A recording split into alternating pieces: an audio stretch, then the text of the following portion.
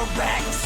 Fascists are crowned by the branches of it. Now the creeper magic profound stops the acid bath and sell the gaze. Injected for getting baptized, for correcting God's demands. Lies this tempest is made to capsize and chastise and chastise.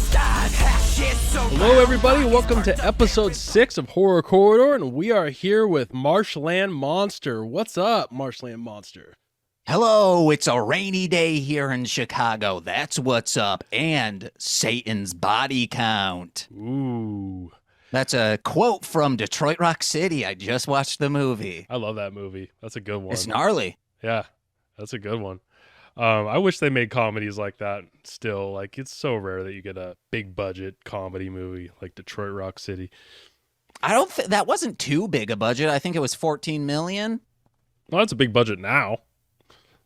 Is it? I thought that's well, like a medium I watch budget. horror films though, so I mean most of the stuff I watch is made for like $2,000. So also, if you know the soundtrack to that album, I believe probably half of it went to the soundtrack.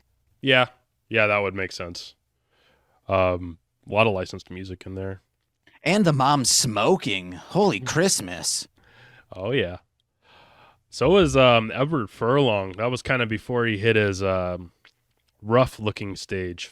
He was looking good. He's hot. Yeah, he was looking good. And Giuseppe Andrews. At one point in my life, I looked a little bit like him, but I think booze and cigarettes might have changed that a little bit. For you or him? Actually, both. Okay. We grew apart looks-wise.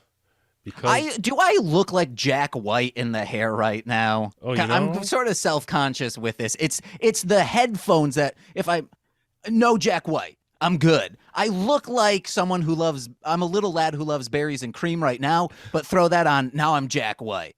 Yeah, I don't know. I can see why somebody would say it, but it's not like off the top of my head. It sounds like somebody just watches the White Stripes too much. I don't know. I've seen maybe a couple photos of them back in high school because my brother was super into them, but I haven't seen a picture of him in forever. Yeah, I saw them in high school before they were even really big. They came to our small town. It was kind of cool, actually. A two-piece band, maybe. Again, I don't know them. So let's get started on your music, which is much better in my opinion. What? Then Jack White, the goddamn tinkling the keys himself? Oh, fuck and the yeah. keys, I mean fretboard? Oh, yeah. Yeah, his analog recording style. Screw that. Takes up too much time, guys. Go digital or go the freak home. Too much time, too much space. You don't need a big pipe organ in your living room. No. Heck no. Also, it's just a waste in the environment if you're like, I need not mechanical tape, magnetic master tape. Get out of here, Jack White. So, Marsh Land Monster, James, would you like me to call you that, James? Whatever. Yeah. Say Mullum, say Jampy. That's what Nicole and then my friends have started calling me, and Nicole's like, I don't feel comfortable them calling you like my cute pet name for you. All right. Well, I'm going to call you James just because that's who I've been messaging for a while, but I've also been calling you Marsh Land Monster, which is a little long, but I just kind of want to ask you, what would you consider yourself mostly specializing in right now? Between podcasting, producing, rapping, because you do it all, but what would you say your focus is right now? Main focus. I am an audio engineer. If someone asks me, what do you do? Audio engineer. I'm not saying comedy. I'm not saying podcasting. And I'm not saying rap music, because if I say any of those things, they'll say, tell me a joke. I'm not going to do that.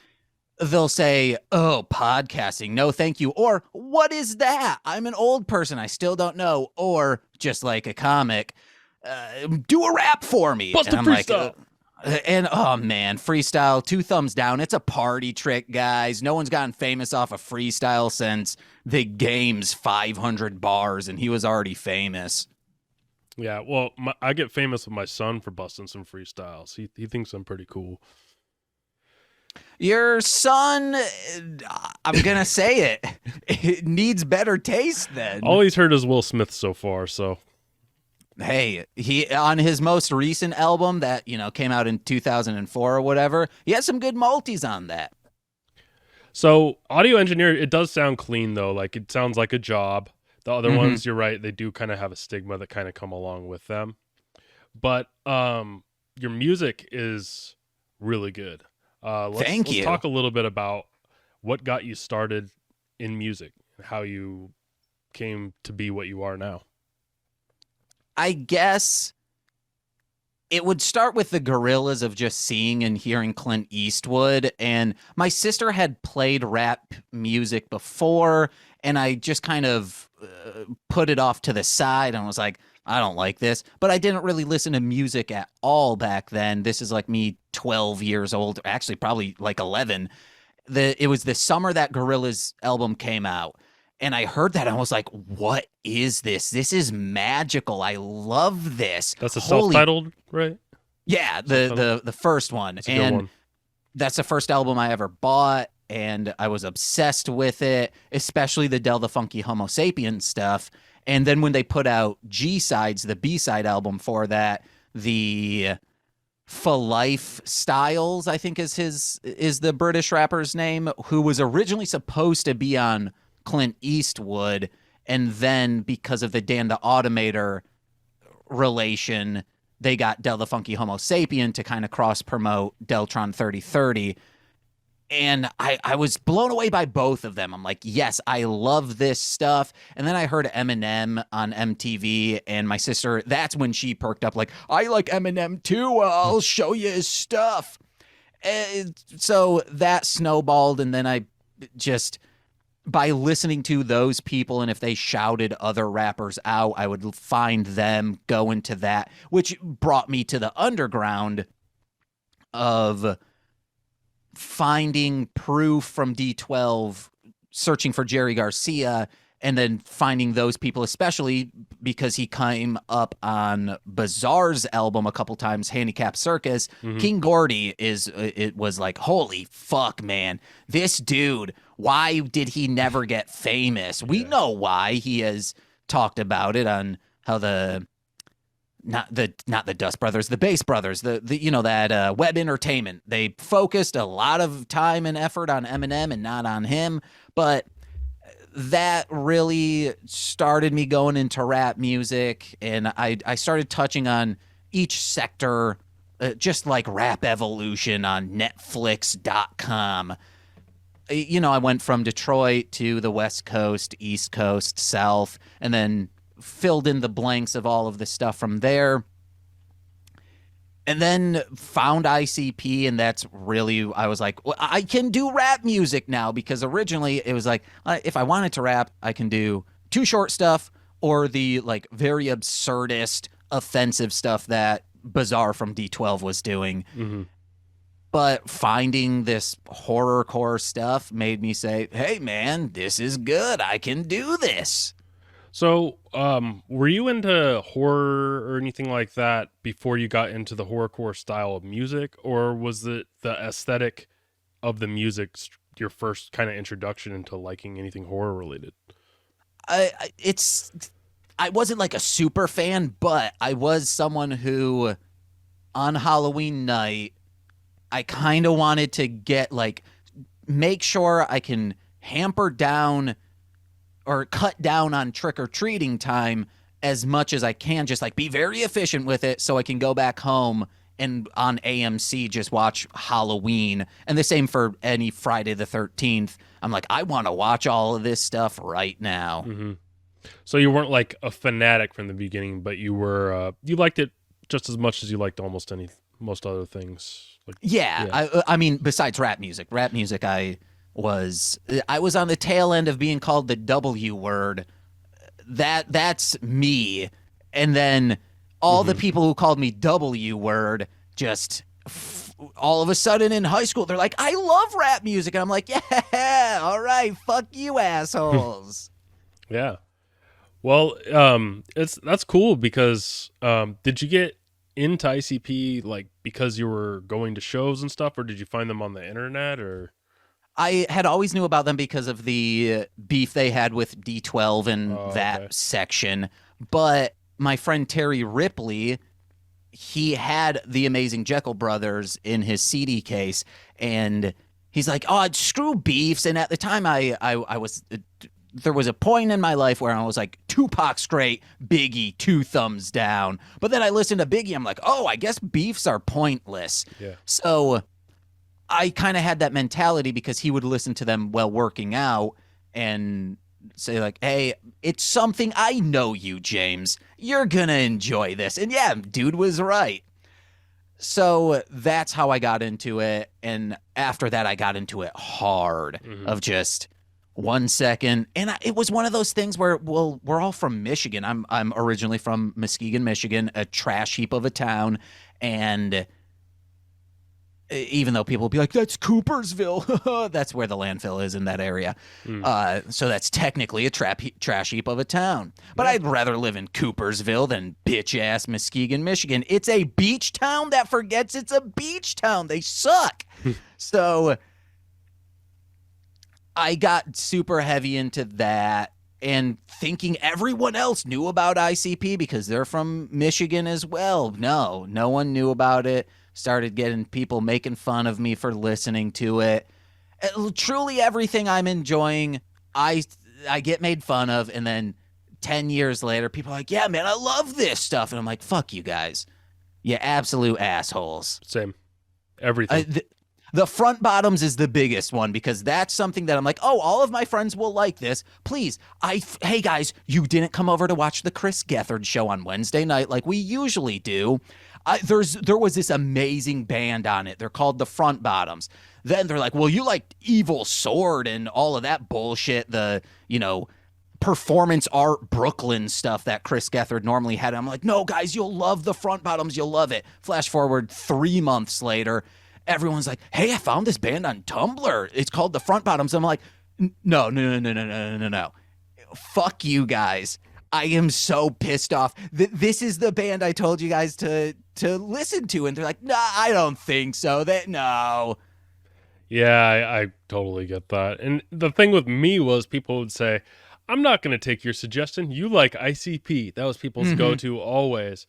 And then they'd end up liking the thing that I liked a month later. And it's like, well, I thought, and then, before you knew it, some of them liked ICP after a while. So yeah. Yeah. So I totally get it. My friend Tyler Bergquist, aka MC Deep, who's on a lot of my albums, and all of his stuff besides a couple stuff was like me producing and mixing, but he a few years ago apologized to me because everything I would say, like, hey man, I think you'll really like this, he would poo-poo it, and then he would become absolutely obsessed with it like clockwork. It was K-Flay, the Front Bottoms, and there was one other that I always forget, but it just became his new huge obsession. But hey, he made good. He apologized for the way he acted. So what got you to start making music? Terry Ripley, he had EJ Hip Hop 4. So I knew that he was making beats, and if you're unfamiliar with that, you might be familiar with the EJ music series that was like on PlayStation 2. It was just loops that you could put around, and they were royalty free, so you could use them. I really want to find the sample disc that came with that and just start sampling those because it's all royalty free. So why not? But I think I heard V Sinister was talking about using that back in the day or something. Probably. Yeah. I know Murder House Records, when that, like Troubled Minds and Demonic, when they were coming up, they were using the MTV beat generator for PlayStation 1, where they would have to, with the RCA cables, the stereo red and white ones, red, white, they'd have to like yellow. Go plug those into a mixer to go into their computer to record the beats into the program to then rap over. Wow. So he knew that. And this is the stupidest thing, young James.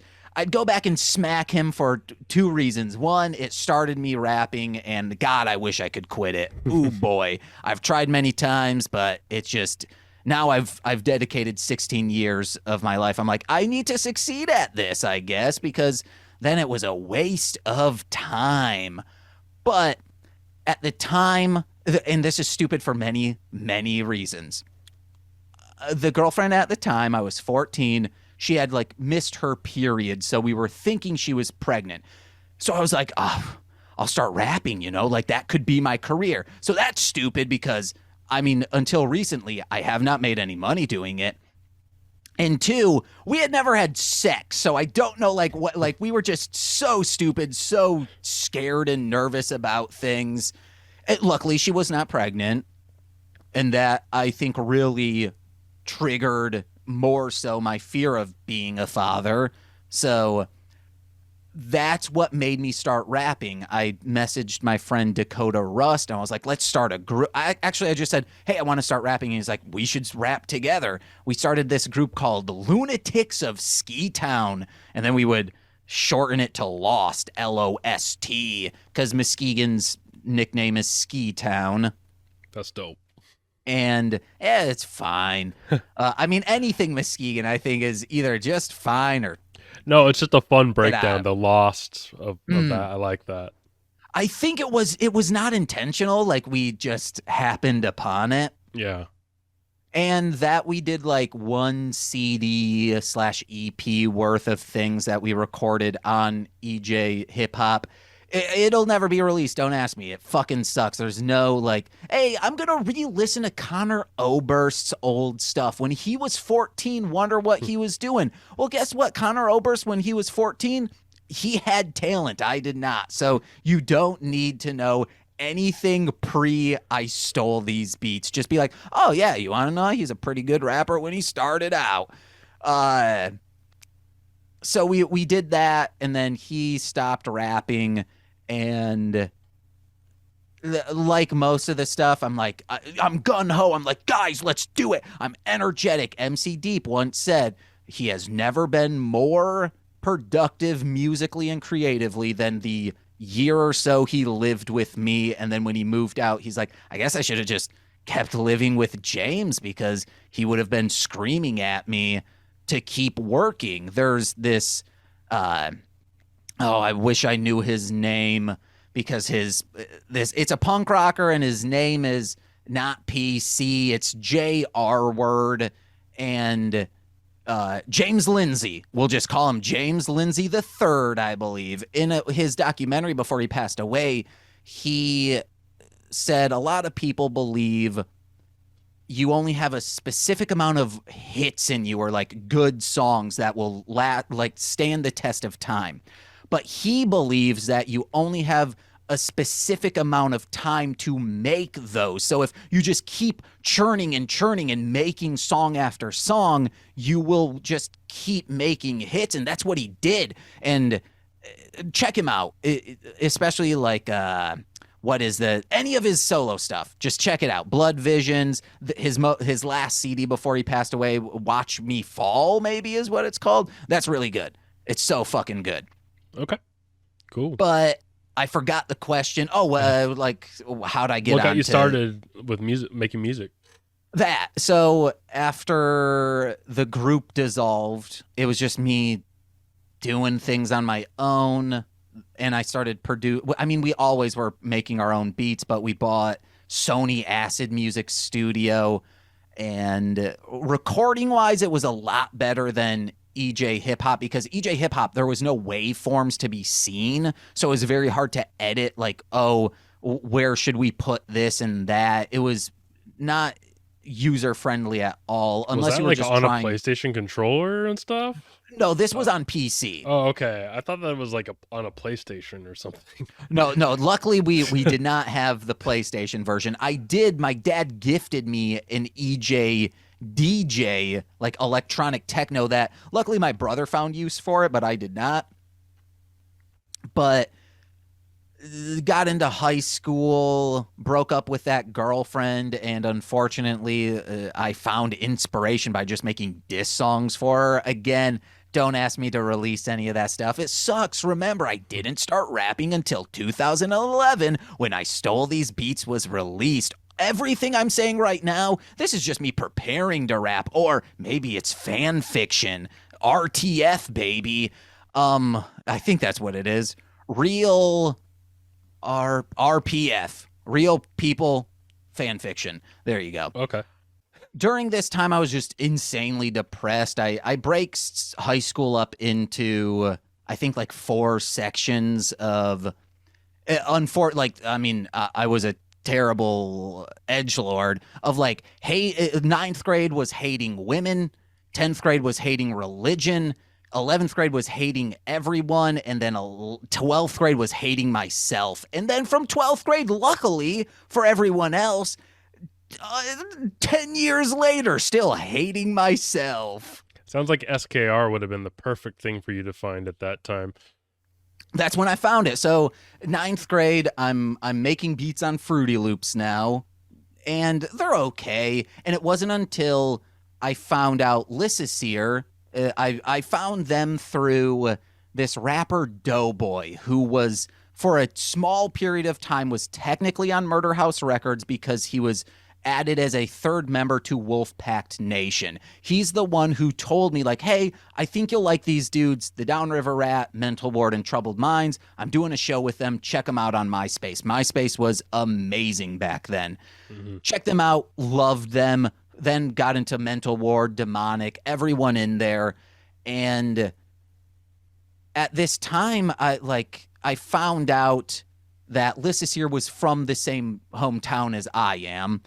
And I went to my aunt's house and I was talking to my cousin, and he was just like showing me high school photo albums from him of just like, hey, look at us getting drunk. And I'm like, I don't really care about that. Then he flips a page and I'm like, wait a second, who is that? And he says, so-and-so, won't say her real name.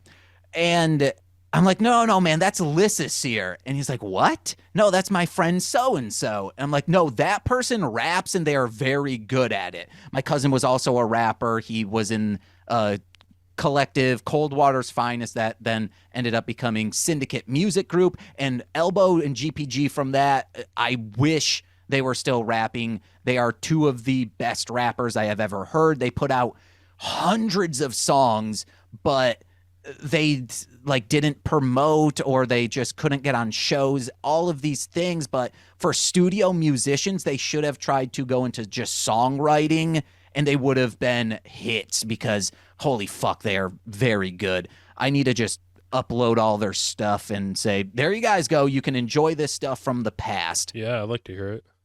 Sounds but cool. I messaged her on AIM and was like, hey, do you know Joe McCullum? And she's like, how do you know that? I'm like, my name's James McCullum. He's my cousin. She's like, holy shit. So her high school buddy is my cousin. And then we started becoming close friends, like fast friends, her and Demonic and I, to the point where, because they lived in this is the right direction camera-wise, I believe. Muskegon's here, Detroit's here. Or here. You know, people don't, look it up on a map. Okay. You idiots. This is to the watchers, not you, sir. They were like, well, we don't have means to record. James, do you? And I said, yes. And bless my parents, they were dealing with my brother and sister, who that's just a whole other story. Listen to Mostly Speaking Sentai. I touch base on that a lot. They were trouble, and they knew they could leave me alone and handle what they needed to with them and with their own life. And I guess I was a latchkey kid. I never realized that until now. Like late into high school, I was left alone for most evenings and weekends. But I wasn't doing anything bad. My parents would be like, hey, what'd you do? And I was like, I was just smoking meth nonstop. And they'd be like, oh, James. But if they knew the reality, I was just constantly trying to finger people. But that's something they would have been like, ew, gross, don't say that. And if it's true, please stop, James. So at this time, I'm sending Lyssa Cer into, they bless my parents' heart. They allowed me to go over to this, probably if I'm 16, Demonic was like 23, Lyssa Cer was 26. which is why if even now, I think people are adults, even though I'm older. If you're 26 years old, I'm going to be like, you're more of an adult than I am. Because that's the first adult I ever hung out with, technically, as a friend. She was 26. So my parents are like, yeah, go for it. They seem like nice people, not knowing that where this one, Hell on Earth 2007, I believe it is. I hitchhiked there, and against Lyssa Cer's wishes, and I made it. From here to here, I made it in a couple hours, and I was like, I don't know what I'm gonna do. So I slept in a random person's backyard in their car, and they gave me a knife just in case. It was a friend of a friend. So I had those days back in the punk rock days of my life. It was just living very loose in order just to go to a show or something. Yeah. So I went over because I had a shitty setup to record. Like, there was no interface, so it was just plugging a microphone directly into the computer. So you had to turn it up a bunch. There was a lot of hiss, but it was just to make demos so Lyssa Cer could send that to Stitches to say, like, hey, here's the stuff. I am working on things. Don't worry. A very funny thing from one of those recording sessions. There is she might be. She's like, don't say this. There is a line in gore lore where Lyssa Cer says, I got some shit on my chest that I haven't got off yet. And in the ad libs, like, you're just highlighting specific lines in like the dubs. And so we don't have headphones on. We're not hearing her music. It's just whatever she's highlighting, and she screams, shit on my chest, and we start laughing so fucking hard, me and Demonic, and she gets done with the verse, and or we're stifling laughing, and when she stops, we bust out laughing, and she's like, what did I fuck up? What did I do wrong? And we were like, it's nothing you did wrong, it's just out of the blue you technically said shit on my chest. And she's like, oh yeah, let me redo that, and I will not highlight that line. So, that could have been a whole different song.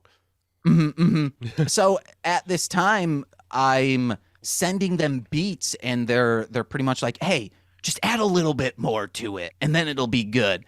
And I'd send them, I add a little bit more, to the detriment to, like, back then, you listen to my beats, there's so much going on. It works, but I didn't need all of that. To now I'm like, oh, you just layer this stuff, listen to that Comatose song where he's like, I need an old school beat. And then he pretty much in real time explains how to, is it Hate Me maybe? Where he just says, give me an old school beat, that boom bap stuff. And then he's like, ooh, and add some bass line. Ooh, and now some spooky stuff for atmosphere. That's how you make a horrorcore beat, guys. So now I'm about, and I had told my friend Dakota Rust, I was like, one day I'm going to be signed to KYP. It's Horror Fest, I think or is it Gore Fest? What does LSP do? Gore Fest or Horror Fest? They do Gore Fest. Okay, so it was Horror Fest. It was an annual thing around like November that KYP would do. 2007, I think it would have been. I'm hanging out with all of them. Mental Ward, NDC, Demonic, Lyssa Cer, the Downriver Rat, all of them. I went to Big K's basement, hung out with them there. It was awesome. And then, I go home that following Sunday. I get a message from Big K, and he's like, hey, man, it would just be rude for us not to do this. You've been doing so much work and making so many beats for us. Let's add you to the label. And I'm like, yeah. So I go on Monday, go into school, and I'm like, hey, Dakota, remember when I said I would be on KYP? I am on KYP. So then for the next, if that was, that had to have been 11th grade. And that's Kill Yourself Productionz, if anyone doesn't know. With a Z. I apologize. Yes, I was about to say, with a Z, you figure out where it goes.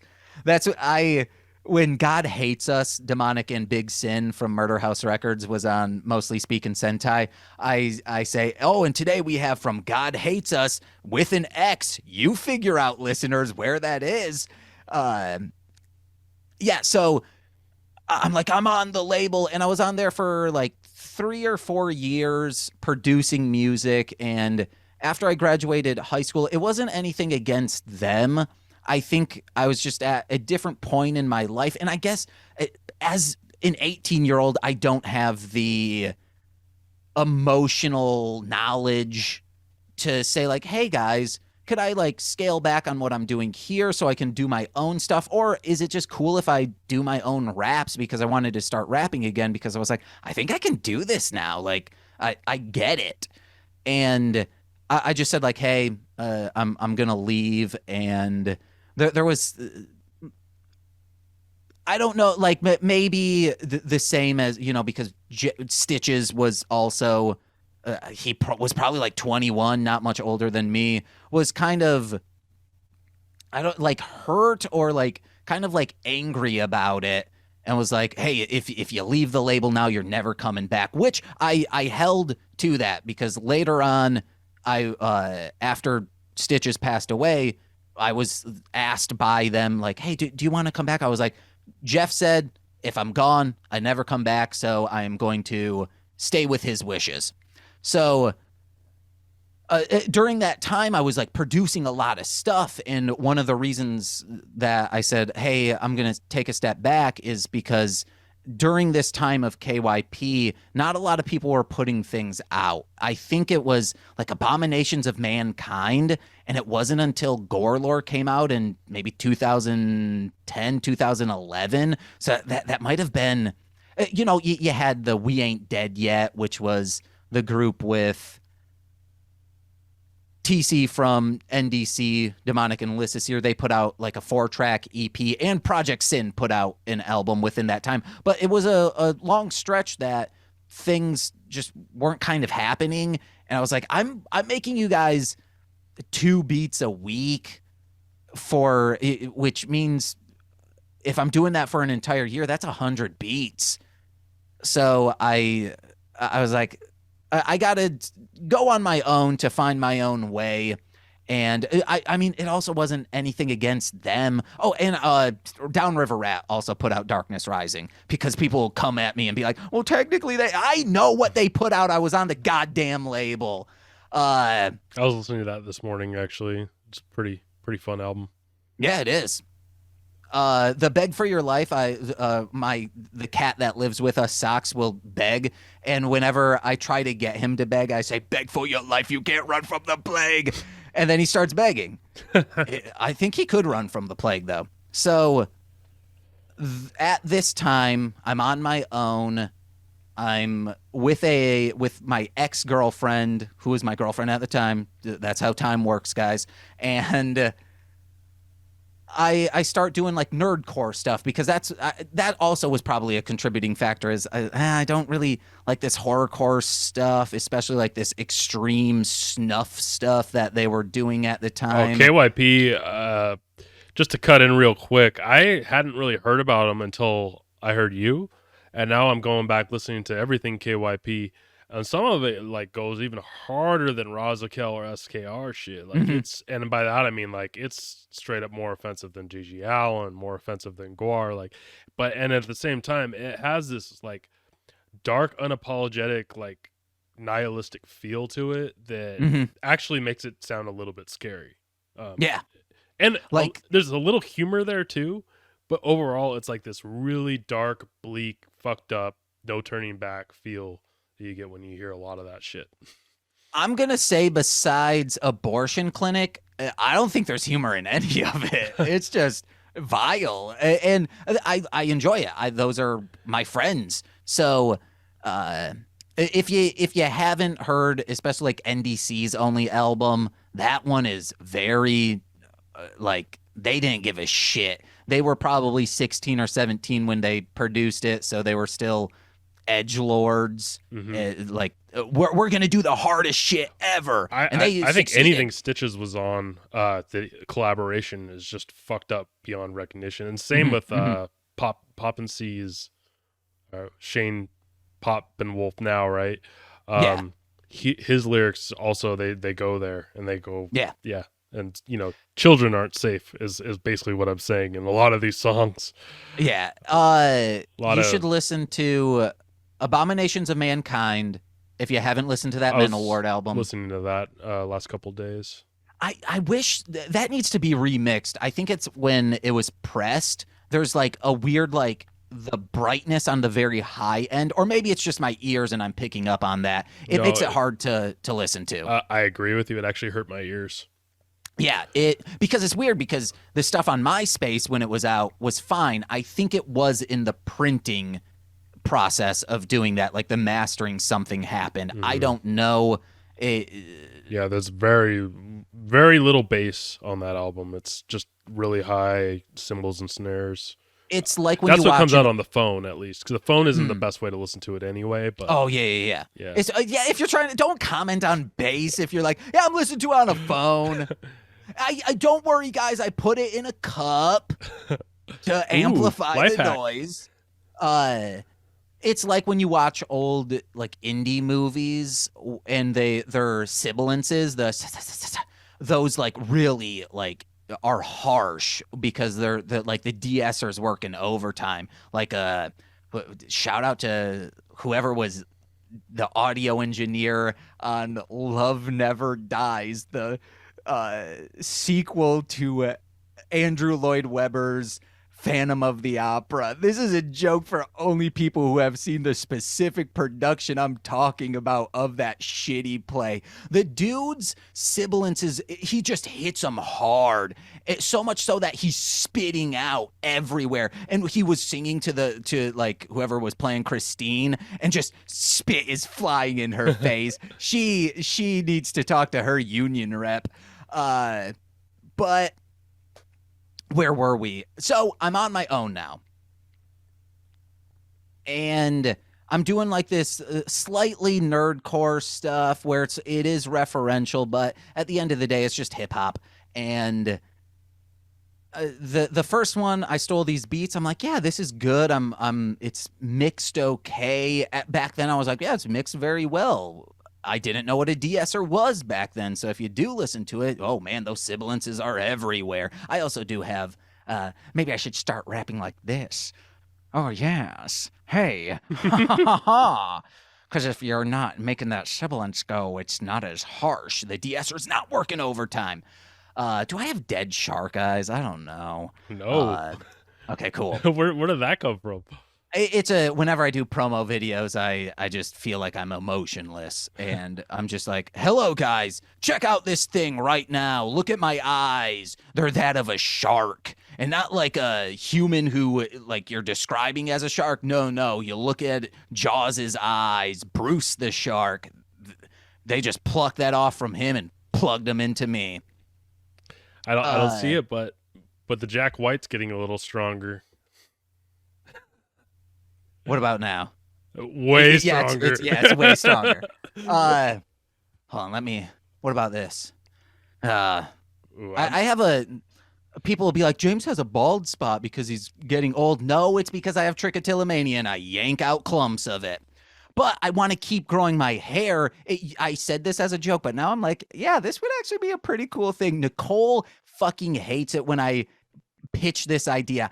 Nicole has alopecia. She cannot grow hair. So I want to grow my hair out long enough to be able to cut it and then make a wig out of my hair for her. And she's like, that's disgusting. I barely like she's with her love language, like touch is down there. Me, I'm all the way up. And she's like, I don't even want you to hug me for 10 minutes. I don't want to wear your hair, you fucking... This seems perverted, James. I'm like, it's not. What if I die? And then you could like put on my wig and you could be like, I'm with him always. Most people would think that's sweet, right? I don't know. No. YouTube comments vindicate Nicole because it's creepy. Okay. I think it's cute, though. I'd wear my wife's face if she died just because I love her so much. Ooh, you know? yeah. That's Texas Chainsaw Massacre style, you know? I wish that I could, like, Digimon Tamers. You familiar with Digimon Tamers? Not Tamers. I know what Digimon is, though, a little bit. So there was an evolution where they, like, compound with the Digimon, and then when you would see the Digidestin, they would be like suspended in space and like a vacuum, and it's to signify that they are like inside the Digimon, but spiritually inside. That's what I wish I could do with Nicole. I wish I could digivolve with her, but she's just walking around and I just have the warmth of her soul around me. Oh, okay. I think a lot of relationships would work well if that was the way it worked. Yeah. You know? Just keep your mouth shut and just stay inside. No, I could still talk to her and like influence You what could she's guide doing. her. Mm-hmm. I could give my strength to her, but I Stole These Beats was out 2011, and then 2012. I Stole These Beats is called that because it was part of a series, not that kind of 8-track, because it was 8 songs, 8 tracks, but it's not, plug it in. It's got 8 tracks on it. Technically it's not 8 tracks, bro. It has the tape has 2 sides and for stereo and fuck you guys. Yeah, I know. That's what I'm saying. It's not that kind of 8-track. It's 8 songs. 8 songs. So, but those 8 tracks would technically be 16 because they're in stereo. Shut up, YouTube. I Stole These Beats was just industry beats that I found and I was rapping over them. Then a sample of my skills was beats that I made, but they all contain samples. It's play on words, and then even more play on words, which I think is why the album didn't do good, or maybe it's because I just suck, and that's why none of my albums do well. Actually, you want to know what my albums could do good? If you turn that on and you're like, that made my day brighter, technically, my album did good. People are like, fuck, man, stop dissecting language. The YouTube comments aren't saying that. The cover of I Stole These Beats was beats that I had stolen, like the vegetable beats. And then a sample of my skills was I made, it was peanut butter, peas, and like crunchy peanut butter, or string beans it was. Funneled out in like a caulking bag. What do you call those bags? Icing bag. Bakers. Yeah. Mm-hmm. Yeah. I made that into like a Tupperware to be like a stool sample of my skills. So the albums have play on words. I thought that was a real turd, actually. No, it's not. So I'm not as grossed out when I look at it, but yeah, that's why it's a little oily if you look very close at the picture. Well, I mean, you haven't seen my turds then. Oh no, sir. I have Crohn's, so they're very oily and mucusy. So, that's not good. I'll sir. send you a picture tonight. It's cool. I don't want to see that. Send it to ratemypoo.com. I have to emphasize the T in that word. You don't want to put it on a sample of your skills too? No. And then from there, 2012 to 2015, I was like working on singles because I was in a relationship that in retrospect shouldn't have kept going. It wasn't bad. I mean, like for the 2 individuals involved, it was bad just because our lives wanted to do 2 separate things. And we weren't right for each other. But at this time, I started getting into recording people from Muskegon and was paying bills with that. Then I moved to Chicago, and oh boy. But at this time I found this person, MC Deep, Tyler Berquist. I've brought him up before. He messaged me because we had a Lord of the Rings class in high school together where you just read the Lord of the Rings and watched the movies, and it was awesome, called Modern Myth. And he messages me saying, hey, I'm starting to rap. I just wanted any tips on to record. I was like, hey, I got the recording stuff ready to go if you ever want to come over. So he and this group Deep Swish came over, and I produced their 2 albums, and it was a fun time. And then I just started really I helped the scene at the time because everyone wanted to be a rapper in 2012, 2013, and I helped them sound good for a small price. I was charging like $20 to $30 a song to record and mix, and then I would send it back to them, and they'd be like, this is great. instead of them just recording with headphones on into the microphone on an iMac. Yeah, which is what a So lot of people were doing back then. that was what I was doing for a while. I was like, I really don't need to rap. I'll do some songs here and there, but this is what I'm really focused on, until I moved to Chicago, where I didn't know anyone. So I had to become my own guinea pig to keep up the muscle. Actually, there was this one dude that helped me the month that I didn't have a job here. Ah, man, what it was like Two-Face Killa. It was an Australian rapper. If anyone can find this dude, it's got to be on an old hard drive, but I think he might, maybe I'm speculating, or maybe this is what happened. Like a lot of people who you're like, man, they were pretty good. What happened to them? Oh, they found Christ. I think that might have been the situation with this, but Two-Faced Killa, if that's not the situation, please correct me. He was pretty good, and he helped me pay that bills that month I didn't have a job here, and then I got a job at a terrible place. Won't shout them out because fuck them. And Doing music or just no. day It job was stuff? Yeah, it was day job. They paid very well, like very well, and which allowed me to just save. I would just save money nonstop, just keep saving money for an emergency. But that emergency never happened until I realized, like, I have holes in my stomach, and I'm throwing up everything because the stress of this stupid ass job. That's the emergency. I'm going to quit my job and just do this full time.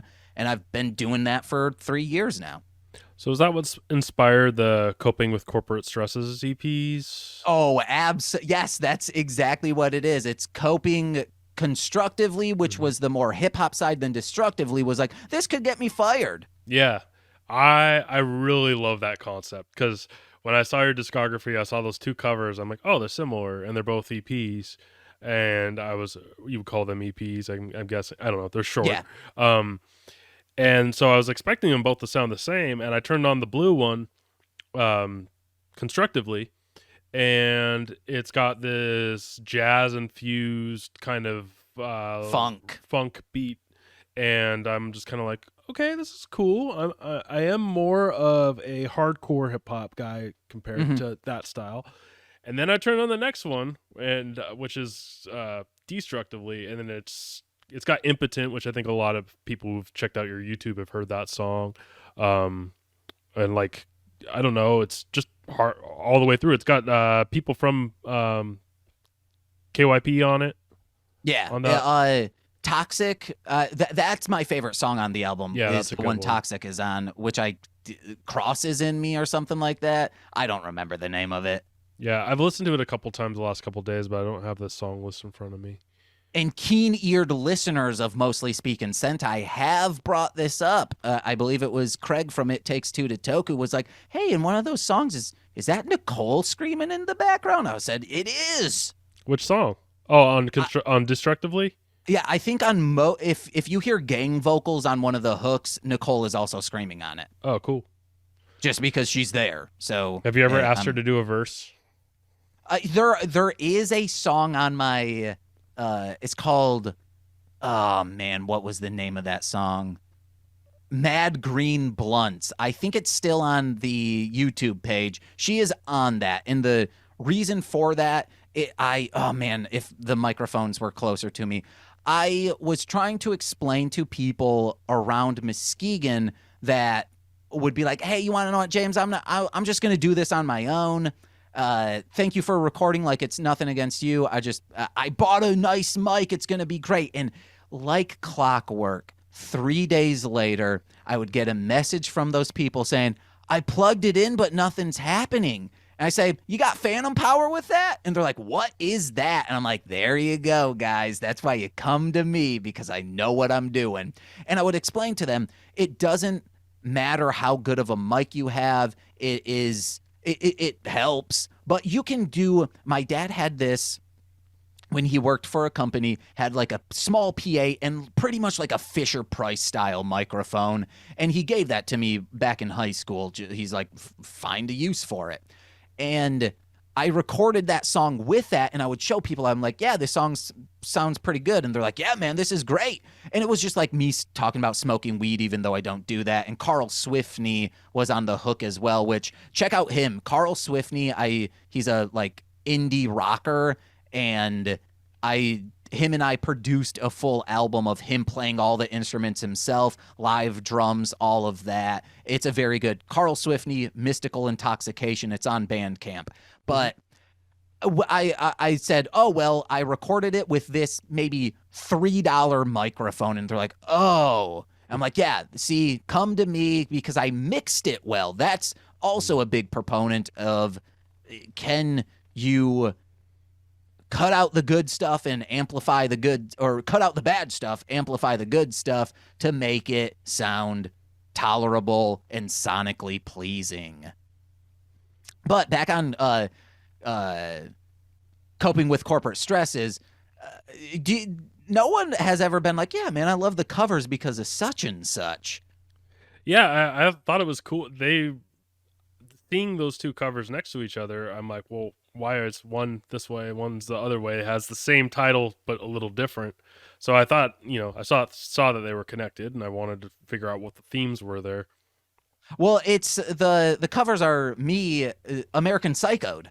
Oh, all right. Well, that makes sense because of the chainsaw in front of the genitals naked. And the other one, you're just I think you're like in an office chair. Or... I'm just in a like nice business suit yeah. with like the slacks, which he was like that. And I told Nicole that. I was like, Nicole did the cover for that.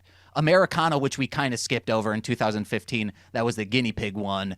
And I really enjoy the album. There's a couple songs that I'm like, favorite one from you, I think. Oh, really? Thank you. Right now, because King Kaiser X, I think, is like your opus, but Americana, I would say, would be one I would probably listen to more, just because of how much different things are going on that album.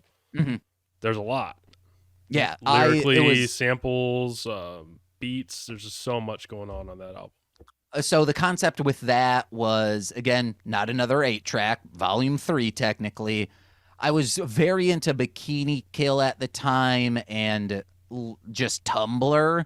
So I was seeing a lot of like feminism posts, and so like me being into, this underground punk rock band, the Riot Girl stuff.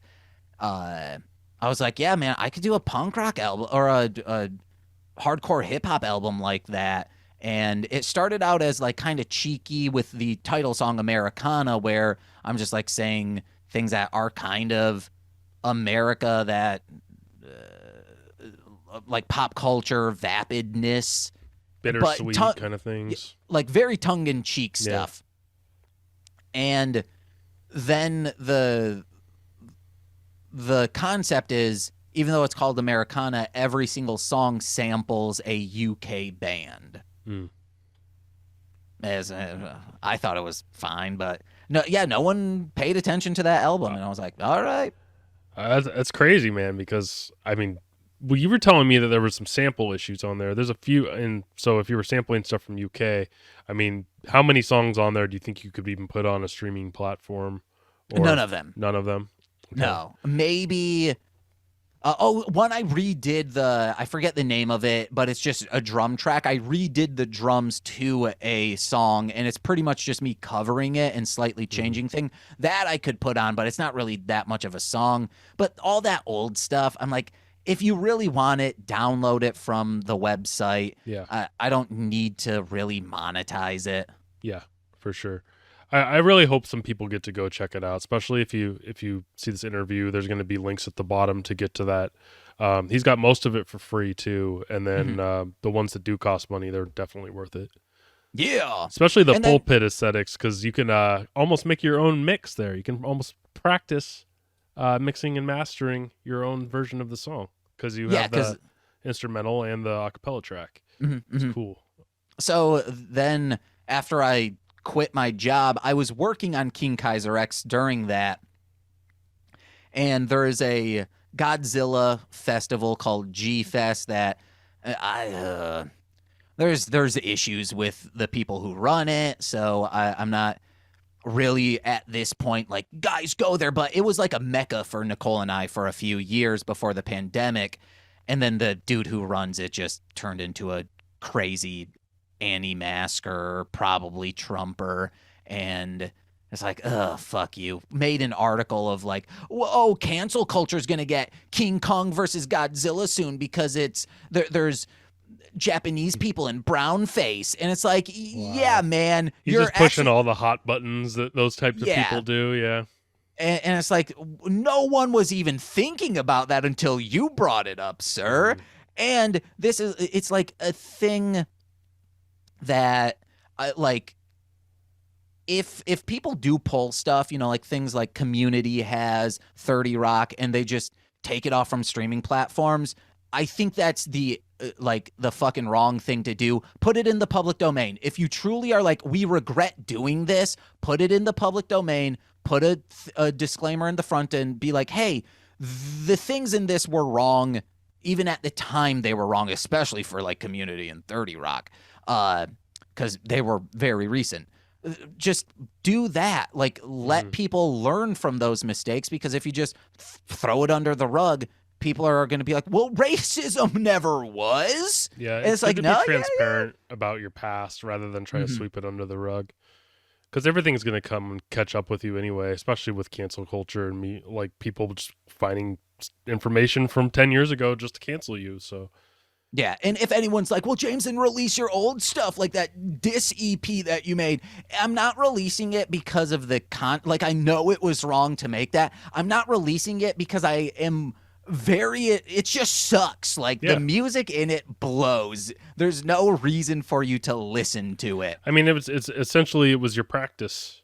Like, it was you practicing and learning. I mean, all musicians do that. They are trying to make the final product, but it is more of a practice. That's usually you end up calling it a demo when it was going to be your album. But yeah. Oh, go on. Sorry. Oh, so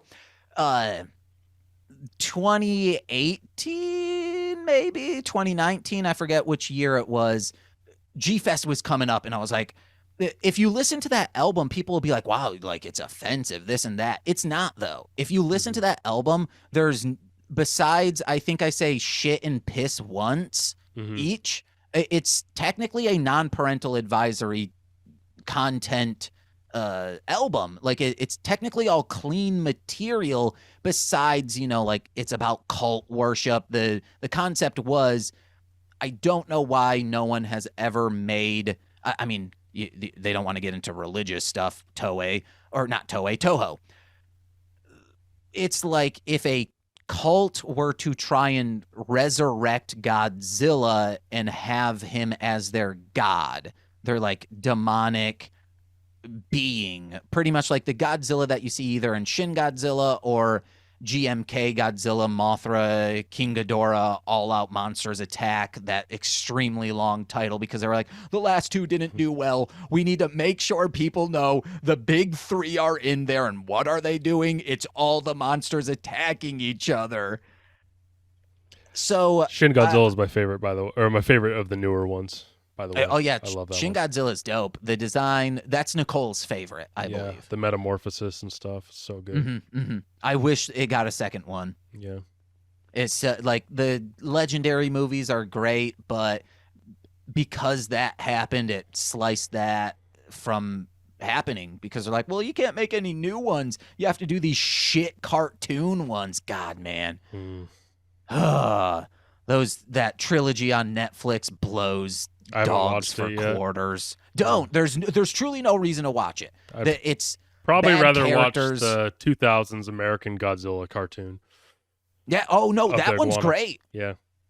So, at that time I was like, I need to like tighten down, because I think I had all the beats and everything recorded, maybe, and I believe I had tried to, or all the beats and everything written, but I was like, I really want this to be great, but I don't know how I can make this great, because at that time I was when I would record, I would triple up on all my vocals. So I had all the bass vocals, there would be 3 of those, and then all of the like ad libs, like the highlight stuff, there would be 3 of those.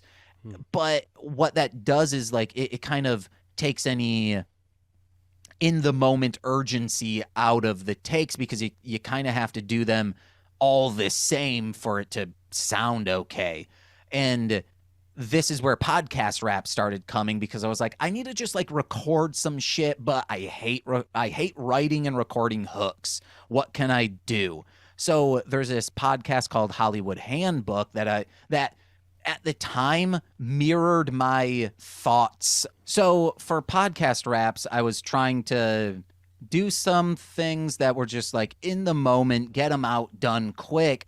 And Hollywood Handbook, at this time, they were going through a stage of really like, we found like we have a fan base, but it is not growing at all. What is wrong? They would do episodes where they would have their old fans call in, and they would be like, why did you stop listening to us? What's the deal? Like being like very funny and blunt about it. Very much mirroring what I was, except these are, successful people in, TV writing.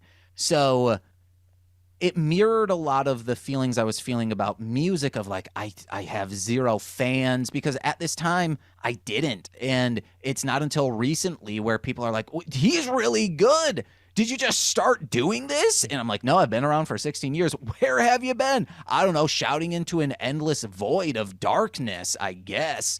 So I started sampling them for the hooks and the choruses, the intros, outros, and taking things that they were saying on these episodes and incorporating those into the raps. And I could really focus on just like making sure the rhymes were perfect from like one line to another, making sure all the like syllables are highlighted, making crazy rhyme schemes. And at that time I was like, let me try doing just one vocal for the bass and then tripling up for the highlights. So one is, dead center stereo, and then the other 2 I can pan out for a stereo effect. And it sounded great. And I was like, hell yeah. And that just became my new way of recording and made me tolerate recording a little bit more, because before it's like, oh man, I have to do all of this 3 fucking times. This is going to suck. So that helped me then transition over to King Kaiser X, and I just started banking like once a week I would record a song, because I was also doing podcasts at the time. And I got it all done, put it out for G-Fest, and the only feedback I ever heard from that was someone messaging me on Twitter saying, hey, picked up your album. It's trash, so I threw it away. And I just responded saying, hey, thank you for checking it out. However, like there were a lot of recycling bins around. At least recycle it. Please don't throw it in the normal trash. At least think of the environment when you do this. Damn, I wish I got a copy. They were just burnt copies. Oh, cool. Because I have a item. Yeah, I'll send you, because you've been so nice. I printed up Coping with Corporate Stresses. Oh, cool. And I'll like maybe 30 copies. I might have like 5 left, so wow. I'll send you one. But Cool. I have a CD duplicator, whatever you want to call it. It's like a 4 slots, so I'm able to like print things up pretty fast. Nice. That's cool. So podcast raps, that's your second. So it was podcast raps and then King Kaiser, right? No, technically King Kaiser X I put out first, and then I was like, I'm just gonna put it out even though there's unclear samples on there. If Toho wants to get at me, they'll get at me, but they haven't, so I think I've manipulated the samples pretty good because they haven't gone at me, because generally, like Nicole put up like Godzilla photoshopped prayer candles, and within an hour Toho's like, copyright infringement. But yeah, I've been lucky. I haven't gotten any strikes or anything from them. That's good. That's cool. Yeah, we've been getting claims, but we haven't gotten a strike yet. But for horror movie network, it's gonna happen a lot. So yeah, especially when we're putting pictures of movies and stuff. Anyway, but what's next? Are you in the middle of a album now? Yeah. So because I as a teenager had a lot of friends die tragically from drugs and alcohol. Like, man, if you're a parent watching this right now and like a child, it doesn't matter how their friend dies. If they die unexpectedly, put them in therapy. Don't be like, hey, you are going to love me for doing this. Just take the time, heal. This will help you. I wish my parents had done that. I wish the school where on one single day, 3 kids died in an accident out of nowhere. If the school was like, everyone who's affiliated and best friends or just somewhat friends with them needs to at least once a week go to the school counselor, please do.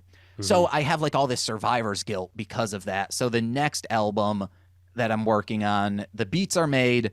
I got like 2 songs written for it. It's probably going to be like another 6-song EP because I like doing a concept and doing the next thing. Called With Hopes to Overdose, Marsh Land Monster, because there's this song that I don't even think I think it's on SoundCloud called Burying Me. Have you ever heard that one? I might have. I listened to all your SoundCloud stuff one night, so I might have listened to it. So that song was like one of the first that I'm trying to dissect these emotions about my friends, and it's there's lines like I don't remember any of it, but it's like pretty much saying like if I commit suicide, it will probably be through heroin, just so I know like how my friends and heroes of mine felt before they died. Wow.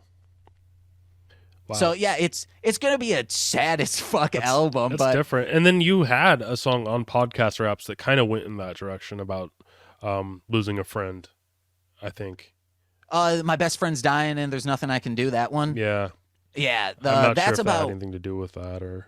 That was so. What triggered a lot of the stuff for With Hopes to Overdose was our cat Franklin. He passed away during the pandemic because of cancer, and that just like annihilated me. It like he was my best friend. I would like as someone who works from home for the past 3 years, I was just around him all the time. Yeah. He was my best friend, loved him, and it was something that I like knew was going to happen. He was old, was Nicole's family cat. So when he came over to us, we like also healed him. He had diabetes, and the vet was like, "Oh, I don't think he doesn't have a lot to live." And maybe that's why I was like, well, he's indestructible, because all we had to do was like keep him on a nice diet and it corrected it. He never needed to take insulin once we got him. And that's also on destructive coping with corporate stress is cat blood is covered in some cat blood, is about taking his insulin to like check his blood to see his blood sugar. And that's why I love your lyrics, man. The places you go are just everywhere. A lot of them recently are like, James, like, if you really dissect him, it's like, James wishes he was born a woman. Wow. I mean, that was kind of happening in the Corporate Stresses album a little bit with some of the songs. There was a few songs kind of touching on. No, one was just like me being, I mean, in retrospect, yes. Like when I revealed this on a podcast to Nicole and a friend, and then on another one on This Movie's Gay, I was like, yeah, guys, I think I wish I was born a woman. Corwin and Nicole both reacted of like, yeah, we know. And I'm like, what? And they're like, yeah, because when we did Die Ranger for Mostly Speaking Sentai, most of the time I was like, man, Nicole, if I was in Reen's body, baby, we would be a power couple.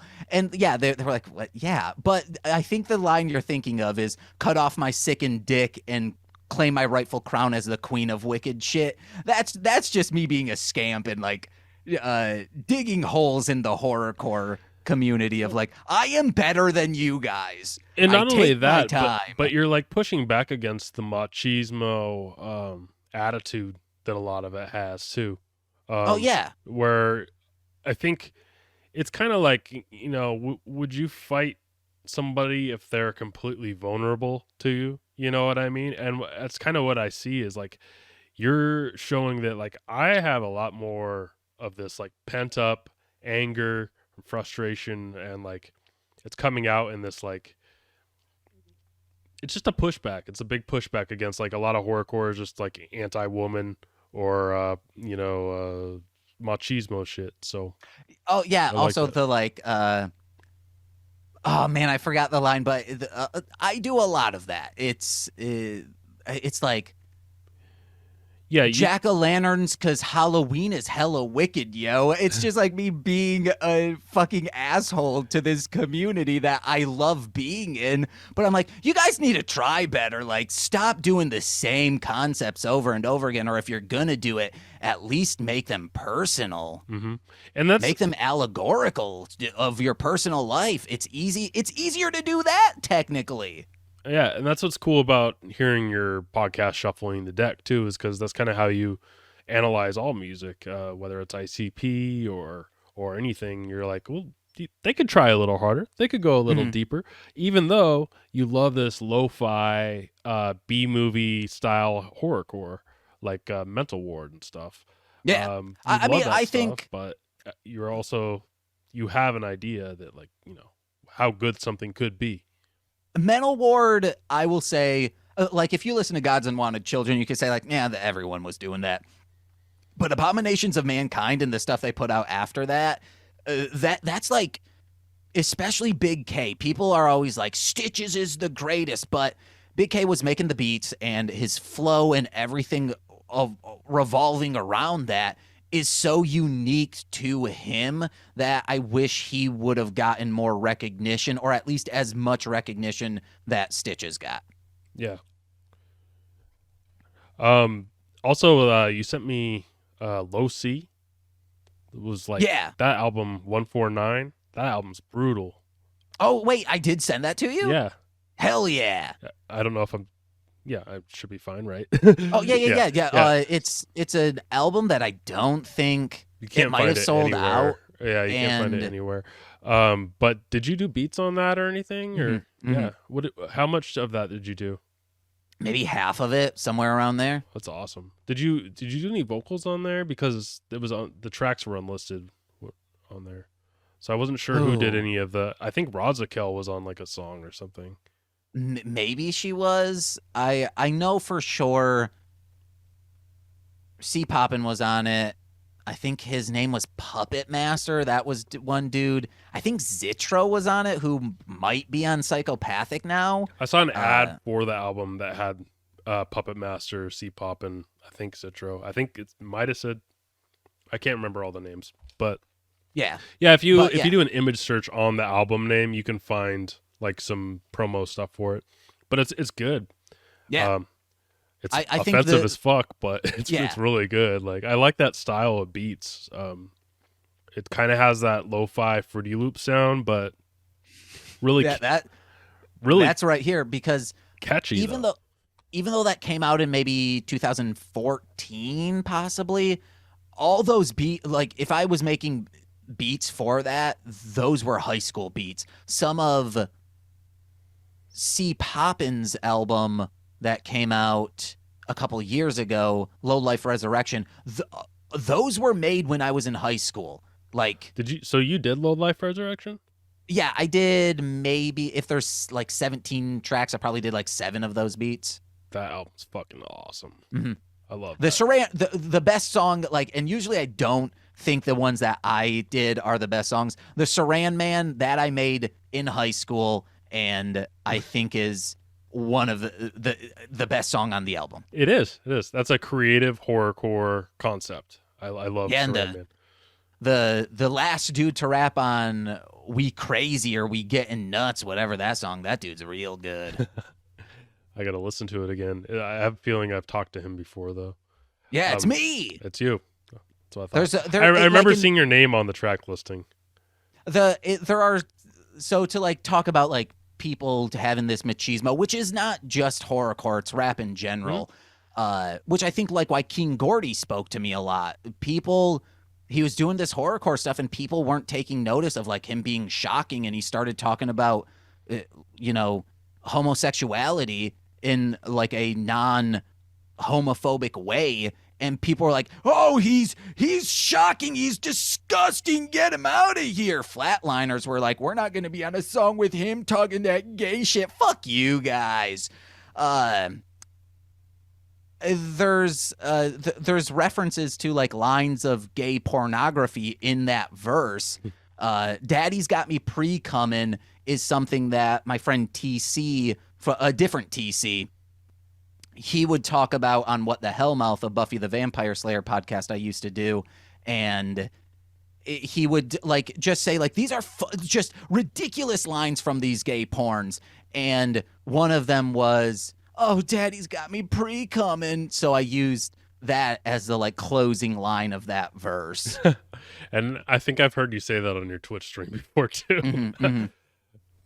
That's cool, Daddy man. does. I'm gonna listen to that album again in a lot different light now that I know that you were so hands-on on it.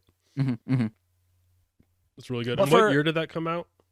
I think that was either 2020 or 2019. Spotify says 2020. I was just wondering but you said you did some of those beats a lot earlier. Oh yeah, those are 2008, I guess is how I would say it. Like 2008, 2009, some of those beats were made. Was he kind of looking for that era, like that sound of that time for that album? At this time, he was just straight up solo. He didn't have a record label behind him, didn't have a production team behind it. So he was like, I need beats wherever I can find them. And if I was making 100 beats in a year for them, they had all those beats. So I think another person that will be releasing something is probably also using high school beats of mine. And I'm like, guys, please stop doing that. At least let me remix them and like put new instruments on. They suck, guys. They're mono as hell. I know you're an audio engineer. Like, do your magic. Yeah. So that, and then I produced and I mixed the entirety of Demonic's Something Murderous. That's a good which one. I think holds up, minus it's bright because I didn't know what a de-esser was. Which these are just gripes on me. Other people listening to it are probably going to say, this is good. Mm-hmm. So anything else that you were a part of worth mentioning? This dude Eddie Bongs, his Timeless mixtape, that's real good. Check it out on YouTube. Eddie Bongs. Sounds like my kind of music. Eddie Bongs. He was kind of like, even though people they'll be like, this isn't a compliment coming from you. He was kind of the ODB of, at the time, like when he started out, he was like the ODB of Muskegon rap. And then when everyone kind of stopped rapping or weren't really serious about it, he just like buckled down and said after listening to, I think it's after listening to MC Deep's low res tape, where we intentionally made it like sound super lo-fi in the vocals and everything. There's this like Omicide distortion plugin that just made that album what it is. Check that out. It's on, I think, mcdeep.bandcamp.com possibly, or swishybizzles.bandcamp.com. One of the two. But he heard that and he was like, I want an album that sounds like that, but with more like trap beats. I was like, yeah, man, I can do that. I didn't produce any of the beats for it, but I recorded and engineered it all. And I think when it comes to Muskegon rap, might be my favorite of all the albums put out. Does it have your, like, anything that you would consider your signature sound on it? I mean, not that I don't really know what that would be, but does it sound like you, or is it kind of like a new sound that you're working with? Of the time, it had that sound that we were going for in that time period, where it's just like very, like it sounds bit crushed, but it's not. And in the vocals, it sounds like on purpose. Yeah, on purpose. Remember when the Beastie Boys put out Hot Sauce Committee Part 2 and all the vocals were pretty distorted? I mean, Ill Communication was like that pretty much. I was going to say that too. Yeah. But also like the beats sound like that as well. So it's like there's no clarity. It's just like nice. We wanted to put it out at a lower sample rate. We wanted to do like it would have been like the 22.4 whatever kilohertz. And we sent it to a friend who was like the audio engineer of the town. And he's like, I know what you're doing for this and what you're going for. It sounds good to me. However, the general audience is just going to think this sounds bad. And we're like, fuck yeah, you're right. We'll put it at that 4.1 kilohertz then. So what would you compare your rap style to? I think so. These are my top 5 of influences, and you just mash those together, and I think that's what it is. Sean Price, Word. because Rest in for peace. obvious reasons. Yeah. Just rhyme everything. It's a sentence that you rhyme. So sacrilegious with the word rhyme gestures. So crack to bitches in their 3rd trimester. Just make sure every part's rhyming. Take your time, guys. P. So him, and then a guy who went by Kabuto the Python or Dopey Ziegler, based on what era. He changed his name a lot. He was in the nerdcore community, but leagues above everyone. It seemed like clearly he's a nerd, but he's like, I'm going to go into this community and shame all of them. Because they would put on these battles, and he was just no one when it comes to rap skills, beside like technical rap skills, could compete with him in that community. Of course, like people like MC Frontalot, MC Lars, Mega Ran. Yeah, I kind of Schaefer checked the Dark Lord. everybody you just mentioned out at one time about 10 years ago when I was kind of going down that rabbit hole. So those guys are the big dogs. Yeah. But when you go down to like hey, here are the touring musicians, the people who are making a living, and then you go down to the in quotes amateur people, Kabuto the Python, the best. Then you have King Gordy for obvious reasons, Proof from D12 because he's also a technical rapper, but the way in which he rhymed things made it like you're like, this sounds really good. Why? He's not doing anything crazy, but then when you like dissect it, you're like, oh no, he is doing something crazy. He was just so like effortless at it. And then the final one is Connor Oberst from Bright Eyes. I think because he's like very allegorical and metaphorical. He's not rap, but everything he's ever put out, besides when he was 14, because he's 14, but Commander Venus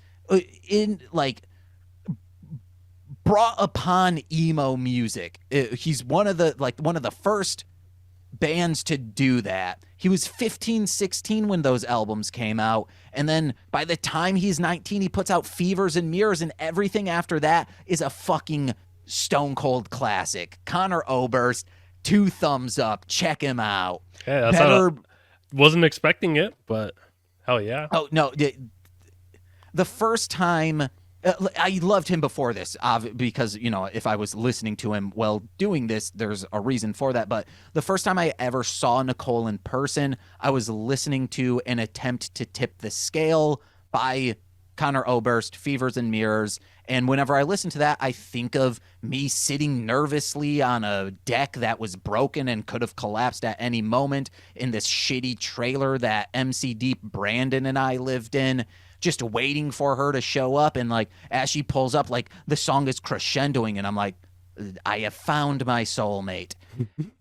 So yeah, I think a combination of those 5 people, you have what I do. That's awesome. Wouldn't you love to see them all in one track too? Oh, yeah, it would. I mean, no, I don't think I would. King Gordy would just like clear the room. I think if it was someone sampled Connor Oberst for a song, like a Bright Eye song, or list off his other projects, I think then it would be fine. But if it's like Connor Oberst and them all sitting in a room besides the 2 who have passed away, that would just be weird. What forms of pop culture inspire you? I mean, Godzilla, of course. And then Generally, I love music documentaries because I'll hear a song from that, like indie documentaries, like Pulpit Aesthetic. The sample from that is from a Chicago band called Da, that they put out an EP and some singles, but they had an issue that they were coming up. It's from the documentary You Weren't There, I believe is what it's called, talking about the punk scene in the late 70s, early 80s of Chicago. It's a great documentary. We were watching it and I was like, wouldn't it be funny if we saw so-and-so, because he's like was in the art scene back then. And Nicole's like, he's not going to be in there. Then the next scene, all of a sudden, she's like, wait, is that so-and-so from the record store that I worked at? I was like, it is him. It wasn't the person I said, but someone we knew was in there because he was like a teenager during this time playing in bands, so they were interviewing him. But D-A exclamation point, put out this song called Dark Rooms. And I'm like, fuck, man, that song is so good. It's like haunting. And the issue with them is they looked like they were mods, but they weren't musically. So they couldn't fit into the punk scene because of their look, but they couldn't fit into the mod scene because of their sound. I believe that's the story. So they just couldn't find a strong fan base. So they kind of just drifted off into the scene. But luckily someone uploaded the vinyl of that song because it's nowhere else. And I flipped that sample and I'm like, hell yeah, this is fucking great. I was probably royalty free too, because it's like almost hidden or what do you call it, lost media in a way. Yeah, kind of. If the record label, because I think it was like a record store that also put together a record label to distribute things. If they said like, hey, give us a cut, I'd be like, all right, I'm fine with that. But yeah, it's one of those things where it's like, I don't know who I would even contact to get this cleared. Yeah, exactly. Why did you start podcasting? I've been a fan of podcasts since 2010-ish, 2011, and I did one a very long time ago called the Marsh Land, which was just a Gelmania ripoff. And that one was just very hard to produce because I did the music, like there was background music, all of this stuff. It blew trying to make that a regular thing. That's why Gelmania ended up not being a regular thing, because it's very hard to produce, especially if you're just one person. And then I did one, it was a fake celebrity gossip where I was like playing a character of like a Harvey Levin-esque person, but I was like the underground version. So it was like scripted kind of? Yeah. Okay. And then when I had friends on to just be a maniac too about celebrity gossip, and they're like, James, you aren't this into this. Why are you doing this? It was called #WhoIsHotter. So at the end I'd be like, I would be like, now it's the time for #WhoIsHotter. And it would be like a normal person. It would be like #WhoIsHotter. That dashing bat, Robert Pattinson, or a real-to-life fruit bat. #WhoIsHotter. Oh my God, you've seen him on screen and stage, that beefy man Hugh Jackman, or a bag of Cheetos. It was just like stupid shit like that. Yeah. No one listened to it. And then I kind of left that for a while. And then I was like, I really want to do this. We were in Chicago, and two people I worked with, Courtney and Monse, which have been on Mostly Speaking Sentai a lot. I pitched a show of just like, or actually they pitched us and they're like, it's like Oprah, but shitty. And I was like, okay, well, take the shitty part out there because it'll make people be like, well, I don't want to listen to this. It's shitty. Yeah. So they came over and it was just like a miscellaneous, whatever we wanted to talk about, called I'll Get There. You can still listen to it wherever podcasts are found. I think, look, it's good content. We tried doing, like, reading all of My Immortal, which is a Harry Potter fan fiction that is just batshit nuts. And then from there, I kept pitching Nicole stuff. The one that we wanted to start was Why Don't You Call, which was just like, hey, updating people on our lives and just chit-chatting and being like, hey, sorry, family, that we don't call you, but if you listen to this, you'll find out why we're not calling you. We're living a life. And then that did we did one pilot for that, but it didn't really do anything. And Nicole, we were getting into like Godzilla. Well, I mean, I've always been into Godzilla, but we were getting into tokusatsu a lot more. And I pitched a show to Nicole. I was like, what if it's Super Sentai? And she's like, oh, I like that. I like that. I'm like, but I don't want it to be I want it to be whatever we want it to be. And I was like thinking of things. I was like, well, mostly speaking Sentai, because technically it's about Sentai. But if people are like, how come you don't talk a lot about Sentai? I'm like, it's in the title, guys. You were prepared when you click on it. You got your bases covered. Mm-hmm. That's I do like that show a lot. I've only heard, I think, 3 episodes total. But I really love how some episodes you go all in on the episode, on what you're talking about, and sometimes you just bullshit with your guests. Yeah, so especially the guests that may have not watched the episode. Wait, was there someone who didn't watch the episode? You talked about an episode where somebody didn't watch it or something on one of the ones I listened to. Or maybe they hated it or something. I don't remember. We've only had one person who has hated it, and that was Brian Duff of the Morph Bots, and he's also like a very good improviser here in Chicago. You've probably seen one of his tweets screenshotted and gone viral on Facebook. So Morphbots was Juco B Fighter, recutting that at like Kung Pao Enter the Fist style that these 4 people did. It was Melzer, Renee, Pete, and Brian.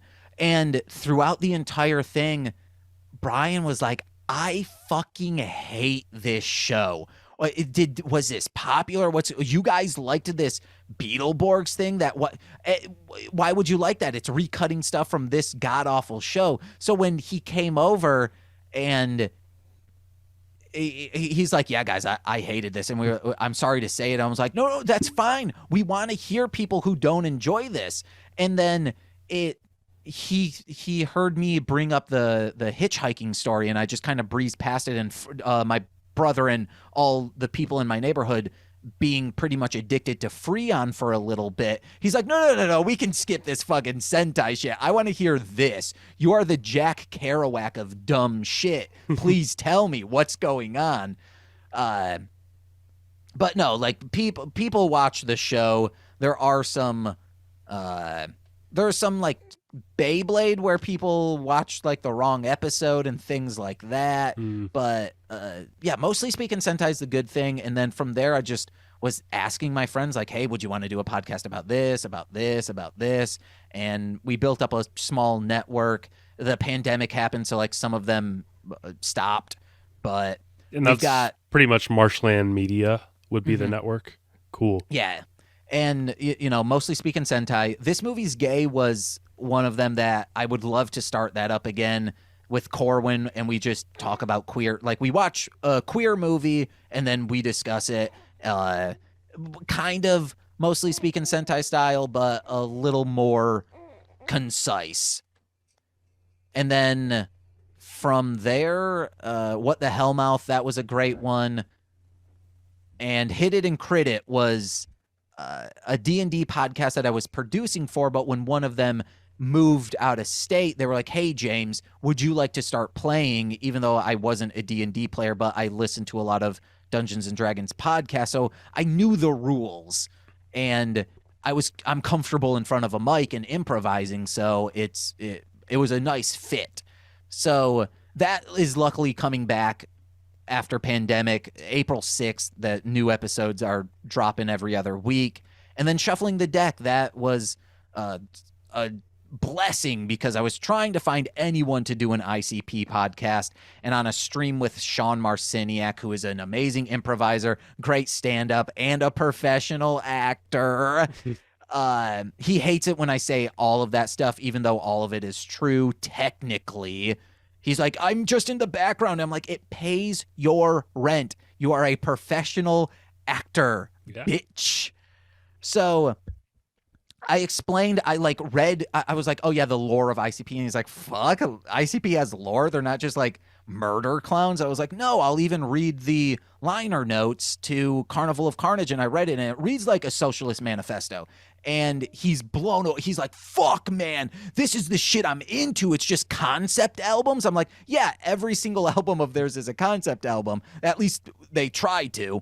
And yeah, we've been going through, and it's Shuffling the Deck, the definitive introductory ICP playlist podcast, because we're trying to find a song or two from each album and throw it on a playlist.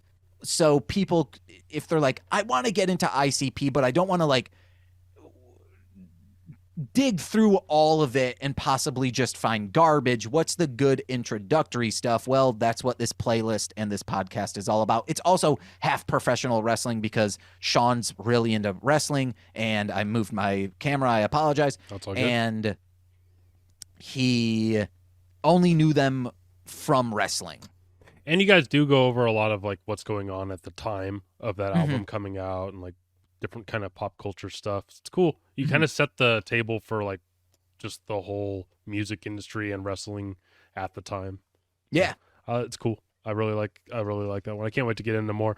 Unfortunately, I've been listening to them a lot as I go to bed, and I just got these sleep headphones that are also a sleep mask. So I get about 15 minutes in and I'm like, fuck. And then I wake up and I'm like hearing you talk about a completely different subject than when I fell asleep. So, I mean, you could be sleeping for 2 minutes and the same exact thing could happen. Right. Yeah. So yeah, I'm having some sweet marshland dreams lately. I wanted to ask you though, do you enjoy making live content or recorded content better? I guess I prefer recorded stuff more just because I like the edit. I like being in control, and it lets people relax. We have a lot of guests on that, even though they are creative people, some of them aren't comfortable in front of a microphone. So knowing that it's not live, knowing that, oh, I'm not going to be seen on camera, those kinds of things, it relaxes them and lets them open up a little bit more. But if I'm just like bullshitting, I like live streaming. I hate performing live, like concert stuff. Despise it. It's so, I get nothing out of it. Yeah. I used to love being on stage. I don't anymore. It's too physical. And the live podcasting, though, that I have enjoyed. The one time we did it at C2E2 was fantastic. Listen to that episode, guys, if you want a kind of introductory. Actually, no, I was a maniac during that. Okay, I'm going to listen to it then. Okay, well, you've been introduced to me. Actually, the first episode you should listen to is the most recent one, if you're listening to this day of, with HorrorCorridor himself on. Word, yeah. That's out today, right? Yeah. Cool. Yeah, I'm going to listen to that tonight. I'm going to make everyone listen to it. What software do you use for streaming and recording and stuff for your podcasting and your Twitch? I'm sure your music stuff's completely different. For beats, Fruity Loops. For recording podcasts Adobe Audition, a new version. For recording music, just because the new ones just like they save all the recordings and it's just unorganized. I go back to Adobe Audition 1.5 just because the OCD in me of no clutter, I enjoy that. Sometimes I'm like, oh fuck, I should have saved that last take, but it happens rarely. And then for streaming, it's Streamlabs. You prefer Streamlabs over OBS? Yes, because I multi-stream and it's easy. It's able to be done in Streamlabs. See, I never switched over to Streamlabs, and I wish back when I streamed, I wish I did that. I think I might switch over based on your recommendation because I really love the way you do your Twitch. I love talking. I'll be talking in chat, and then someone from Facebook will interject in, and it's cool because you kind of have like your whole community at your fingertips, even though they're how many different platforms? 5 that you're streaming? 3. YouTube. I wish we could do like Instagram or whatever, but YouTube, Twitch, and Facebook. Mostly Speakin' Sentai on all of them. That's awesome. And collab with Comatose, right? Coming soon.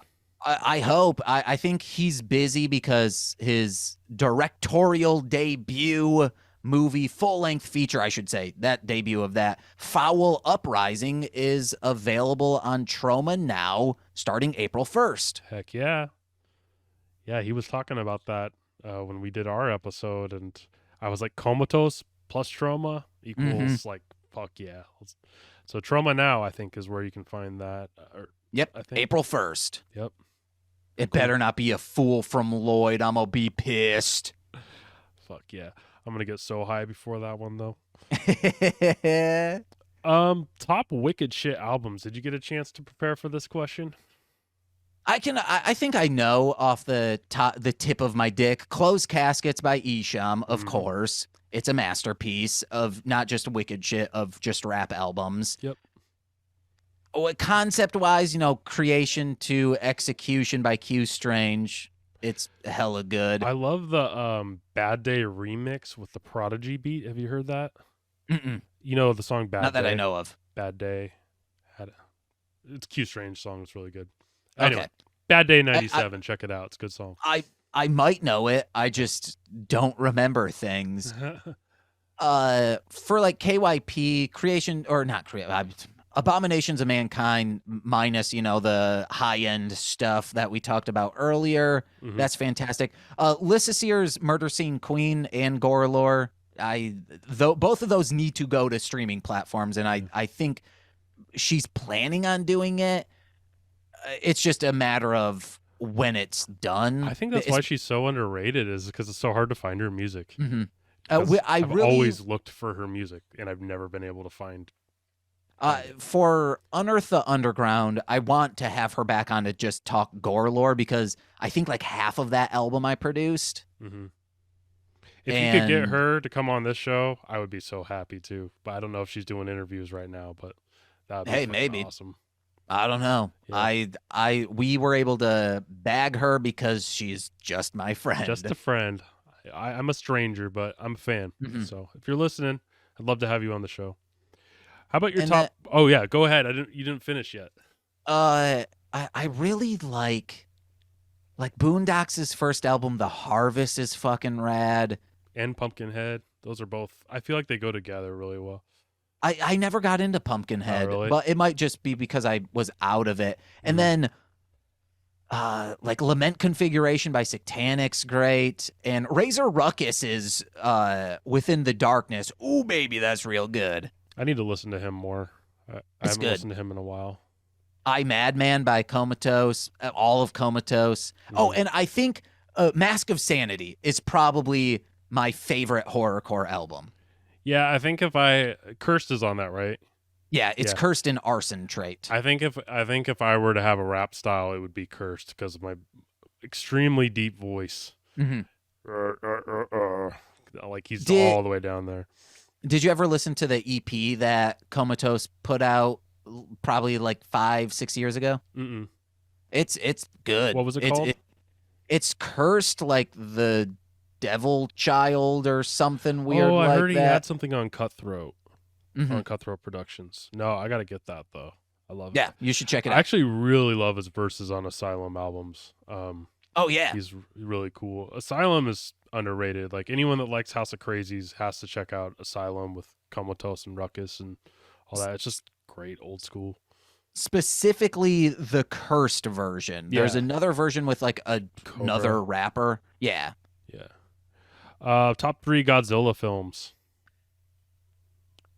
So on YouTube and Facebook, there is like, I ranked them to promote King Kaiser X. I did like a 12-hour stream, and I ranked all 29-ish Toho produced films. And I think still Godzilla Final Wars is still top. Saw that in theaters. That was good. Oh man, you're lucky, man. Yeah, it was at a film festival in Seattle.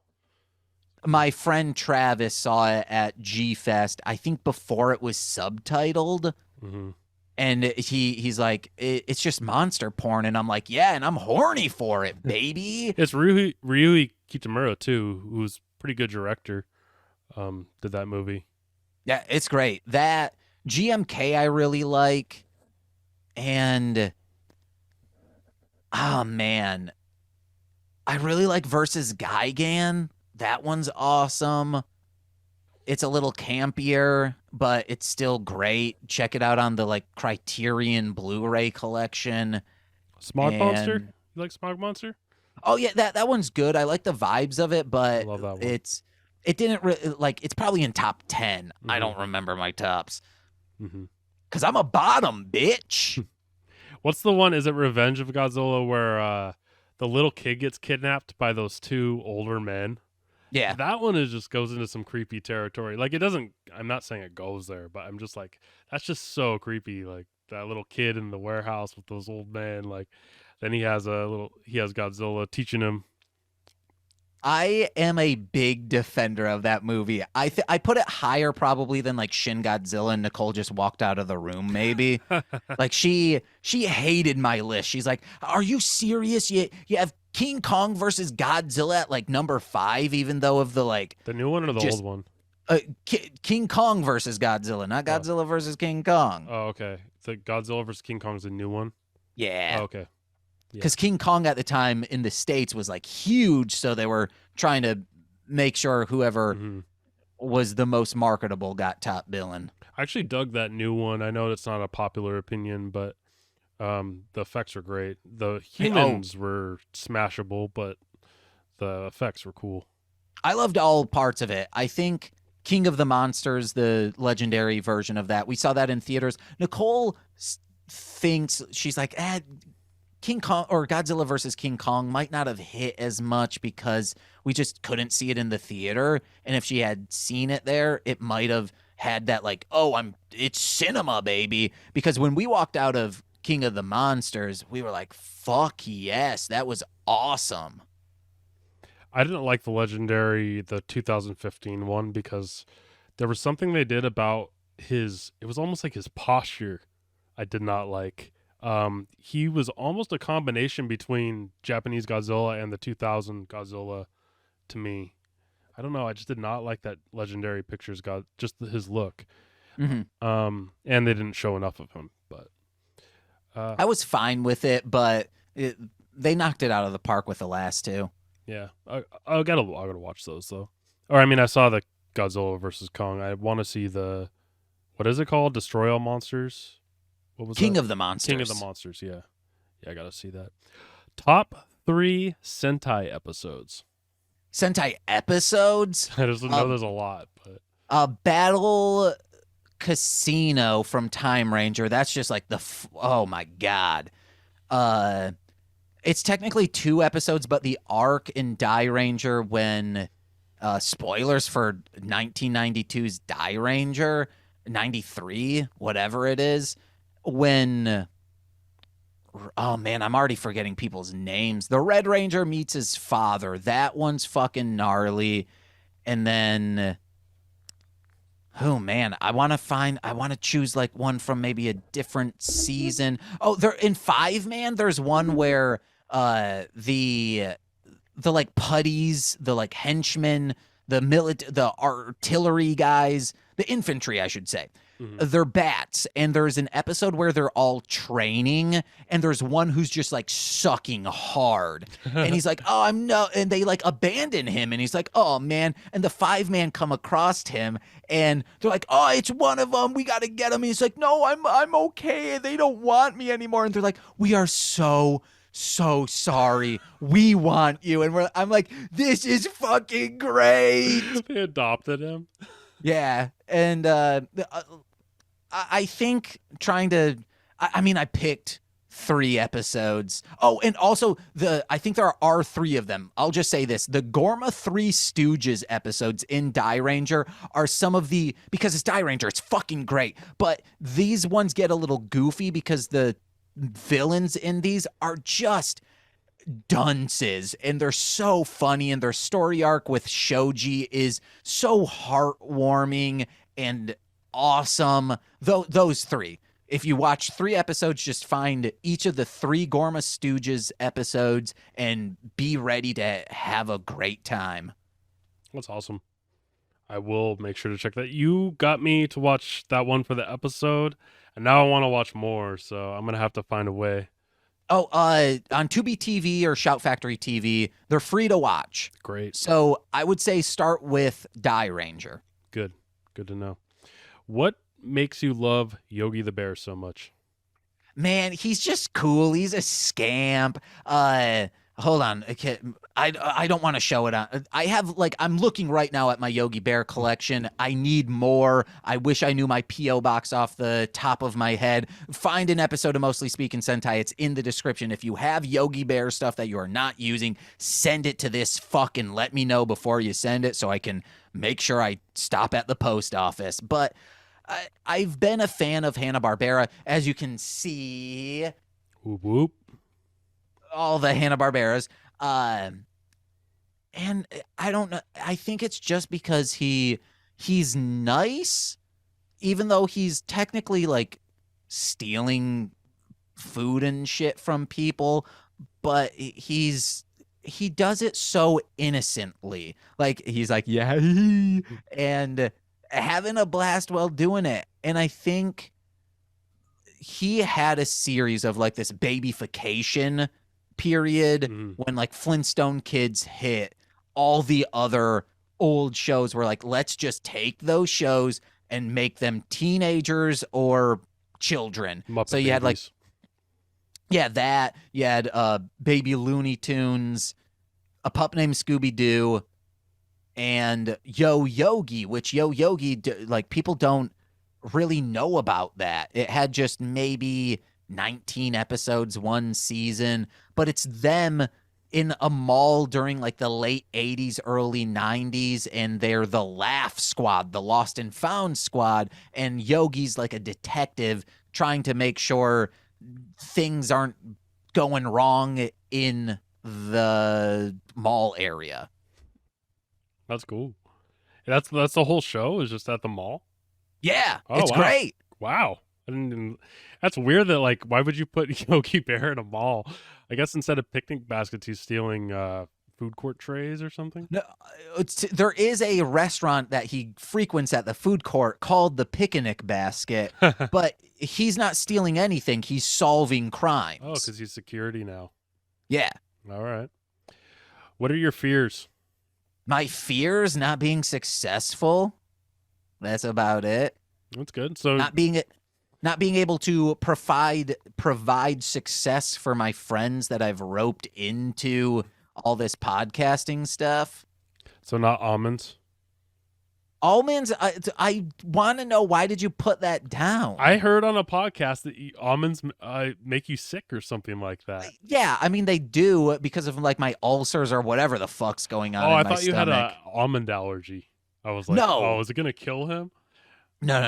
Okay. It's that beans and citrus and either cilantro or avocados. It is something in guacamole, and it's either one of those two things makes me violently throw up. Not the taste. I love the taste of those things. They go down into my tummy and I'm like, awesome, hell yeah. But an hour later, just projectile vomit. It's really strong oils probably on those because Maybe. it makes the top of my mouth itch if I eat avocado or anything like that. So I can kind of understand that. Mm-hmm. Yeah.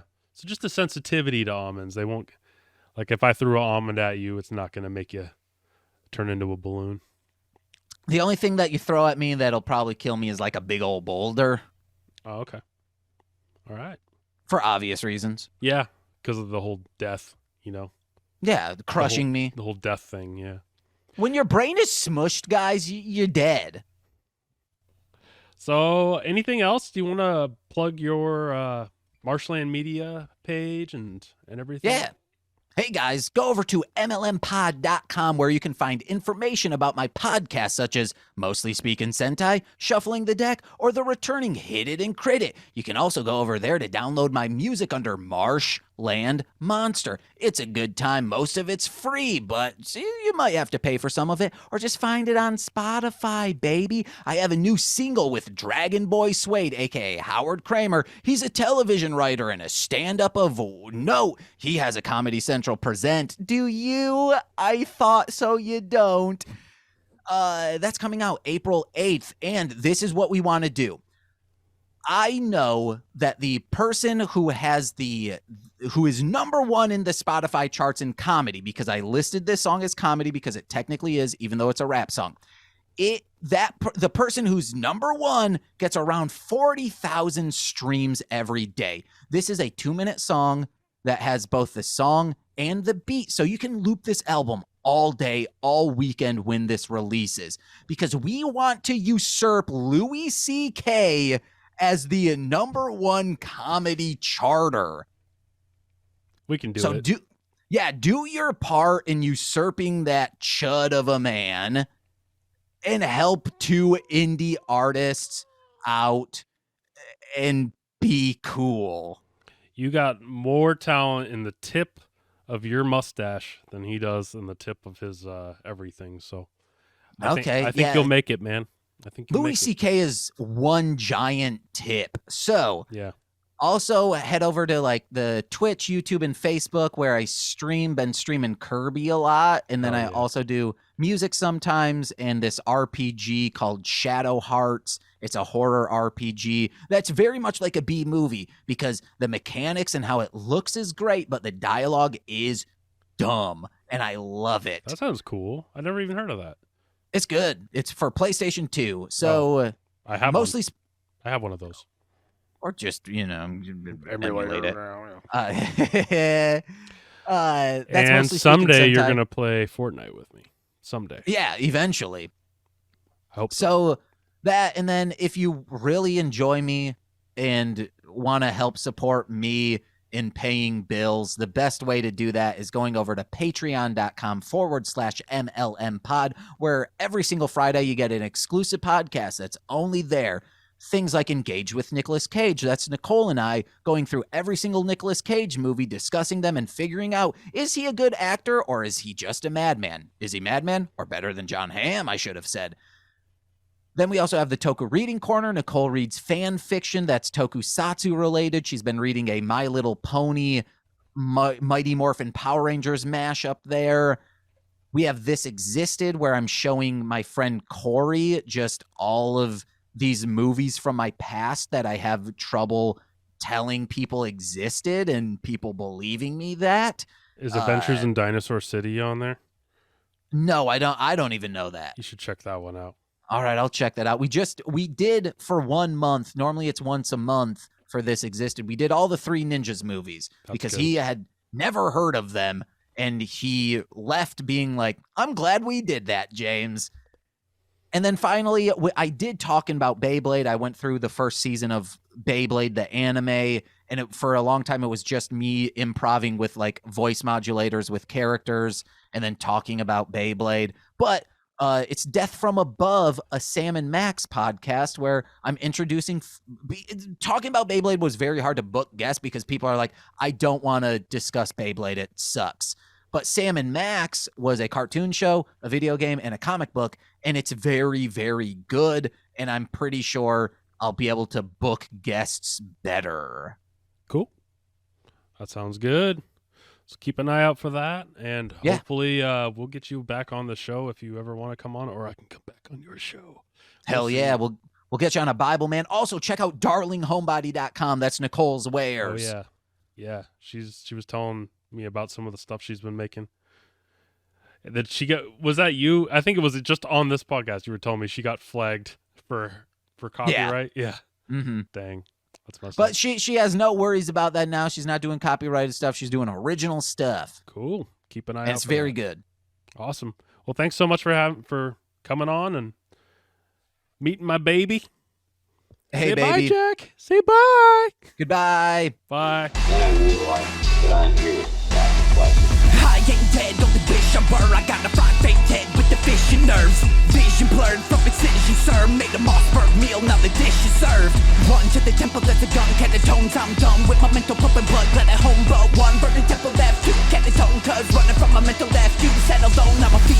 blaring in the barren jug. Got this peon staring like I'm scaring her. I bet